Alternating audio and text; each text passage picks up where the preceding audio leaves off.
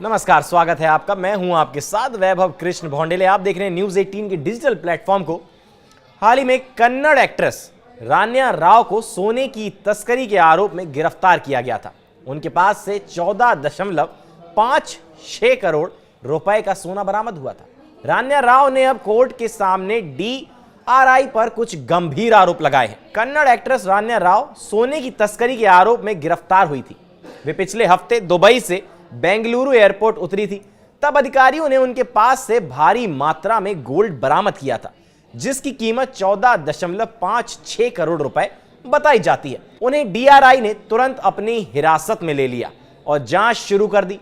Actress को सोमवार 10 मार्च को कोर्ट के सामने पेश किया गया तो उन्होंने DRI पर गंभीर आरोप लगाए। रान्या राव बेंगलुरु में विशेष अदालत के सामने पेश हुई, जो जानना चाहती थी कि कस्टडी में उनके साथ मारपीट तो नहीं हुई। दरअसल एक्ट्रेस की सोशल मीडिया पर कुछ तस्वीरें वायरल हो रही थी, जिससे लोगों को आशंका हुई कि उनके साथ कस्टडी में मारपीट हुई है।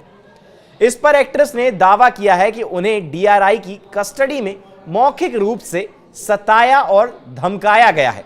वे बोली, मुझे कस्टडी में मानसिक और भावनात्मक रूप से सदमा पहुंचा है। एक्ट्रेस जज के सामने रोते हुए बोली, मैं जांच में सहयोग कर रही हूं।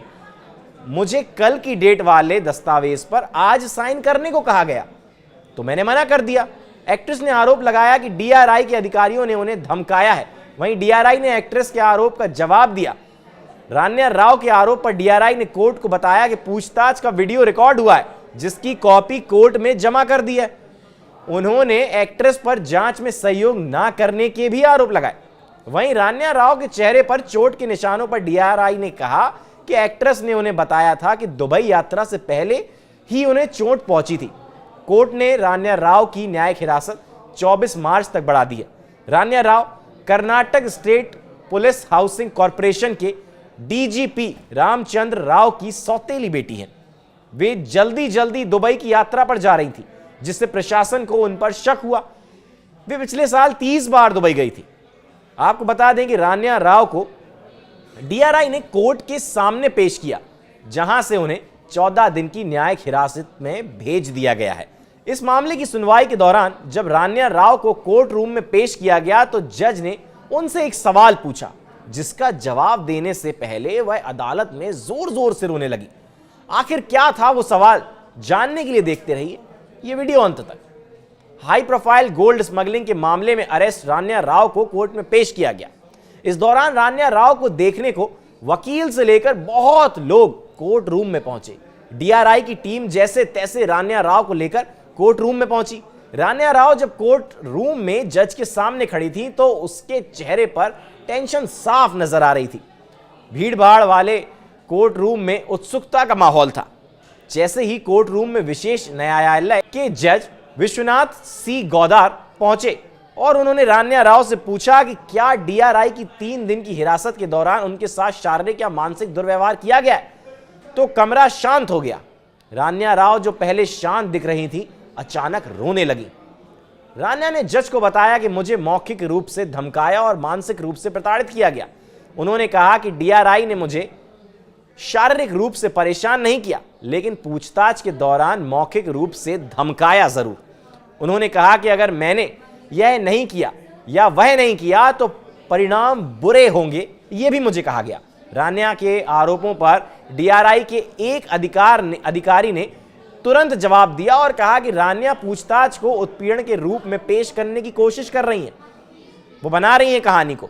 उन्होंने कहा कि पूछताछ के हर पल को वीडियो में रिकॉर्ड किया गया है। हाँ, हमने उनसे उनके नियमित विदेशी दौरों के बारे में पूछताछ की, लेकिन वह हमारे साथ सहयोग नहीं कर रही हैं। हमने ट्रैवल हिस्ट्री जैसे डॉक्यूमेंट के आधार पर सवाल पूछे हैं, फिर भी वह सहयोग करने से इनकार कर रही हैं।